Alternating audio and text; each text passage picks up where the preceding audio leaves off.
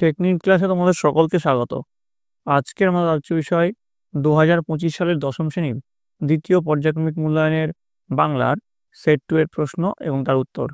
তোমার দ্বিতীয় পর্যায়ক্রমিক মূল্যায়নে পূর্ণমান থাকবে 40, সময় হবে তোমরা 1 ঘন্টা 15 মিনিট। তোমাদের এর আগে দ্বিতীয় পর্যায়ক্রমিক মূল্যায়নে অল সাবজেক্টের একটা করে সেটের প্রশ্ন এবং তার উত্তর করিয়েছি। তোমরা যা যা দেখোনি তাই জন্য লিঙ্ক ডিসক্রিপশন বক্সে আছে, তোমরা সেখানে দেখে নিতে পারো। তো দেখো আজকের প্রশ্নোত্তর পর্বটি। প্রথমে যেটা রয়েছে সঠিক উত্তরটি নির্বাচন করো। 1 × 7 = 7। প্রথম প্রশ্নে চলে আসবো।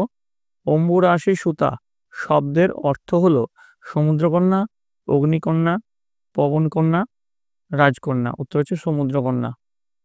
পরের প্রশ্ন। জীবনহারা অসুন্দরে করতে ছেদন আসছে মহাকাল সারথি, চিরসুন্দর, মুমূর্ষু, নবীন। উত্তর হচ্ছে নবীন। পরের প্রশ্ন। বিরাগীর ঝোলার ভেতর যে বইটি ছিল সেটি হলো গীতা, মহাভারত, উপনিষদ নাকি কোরআন। উত্তর হচ্ছে গীতা। পরের প্রশ্ন। বিদায় এবে দেহ বিধুমুখী, এখানে বিধুমুখী হলো চাঁদ, সীতা, প্রমীলা, চিত্রাঙ্গদা। উত্তর হচ্ছে প্রমীলা।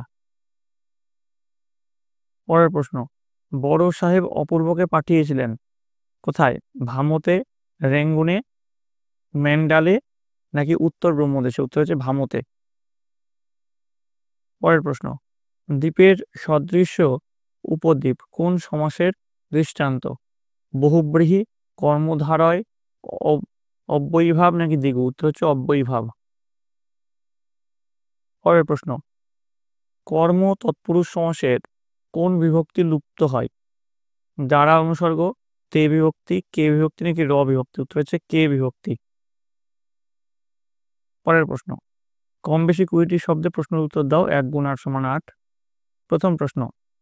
সে ভয়ানক দুর্লভ জিনিস কোন জিনিস সম্পর্কে কথা বলা হয়েছে? উত্তর লিখবে হিমালয় থেকে আগত সন্ন্যাসীর পায়ের ধুলোকে দুর্লভ জিনিস বলা হয়েছে। পরের প্রশ্ন। ও নিয়ম রেলওয়ে কর্মচারীর জন্য কোন নিয়মের কথা বলা হয়েছে? উত্তর লিখবে প্রথম শ্রেণীর যাত্রীর ঘুমের ব্যাঘাত কেউ ঘটাতে পারবে না, এই নিয়মের কথা এখানে বলা হয়েছে। পরের প্রশ্ন। তোরা সব জয়ধ্বনি কর, তোরা বলতে কবি কাদের বুঝিয়েছেন?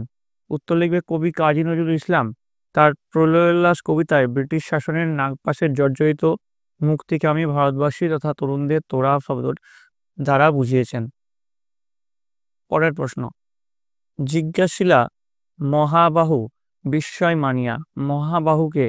উত্তর লিখবে মহাবাহু হলেন রাবণ পুত্র ইন্দ্রজিৎ। পরের প্রশ্ন। উপমান ও উপমিত কর্মধারয় সমাসের মধ্যে একটি পার্থক্য লেখো। উত্তর লিখবে উপমান কর্মধারয় সমাসের সমাসবদ্ধ পদটি বিশেষণ পদ, কিন্তু উপমিত কর্মধারয় সমাসের সমাসবদ্ধ পদ বিশেষ্য পদ হলেও বিশেষণ হিসাবে তা প্রয়োগ করা হয়।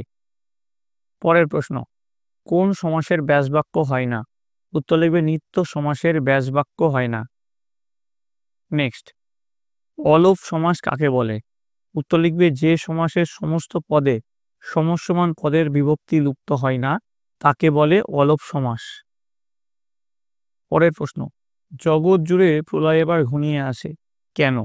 উত্তর লিখবে জয় প্রলয়ঙ্কর ধ্বনি তুলে মহাকালের চণ্ডরূপ ধারণ করে প্রবল অট্টহাসি হাসতে হাসতে ছুটে আসে ভয়ঙ্কর, তার তাণ্ডবে জগৎ জুড়ে মহাপ্রলয় ঘনিয়ে আসে।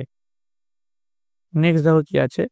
প্রসঙ্গ নির্দেশ সহ কম বেশি 60টি শব্দে উত্তর দাও। 3 × 2 = 6।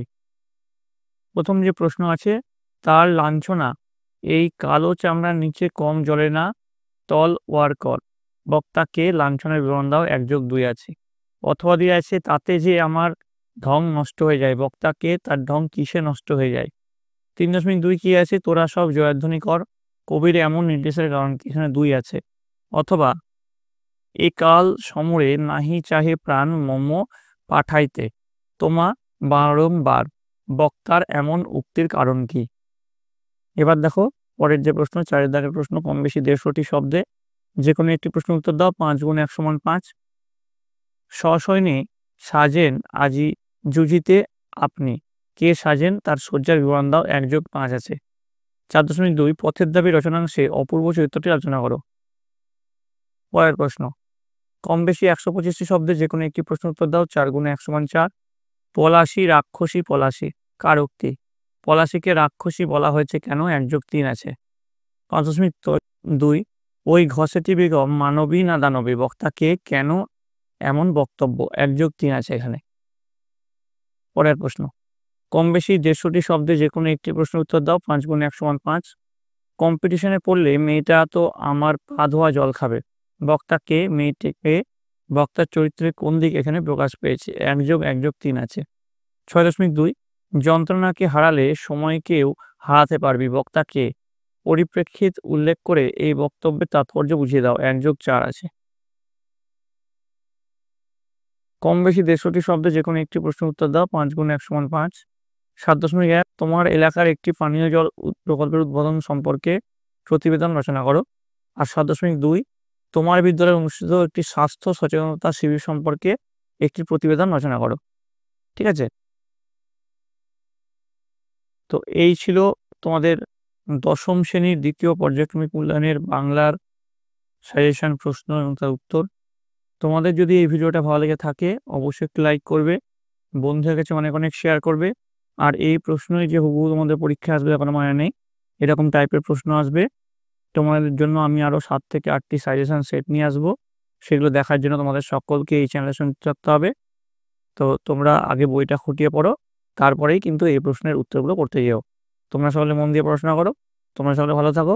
তোমরা সকলে সুস্থ থাকো।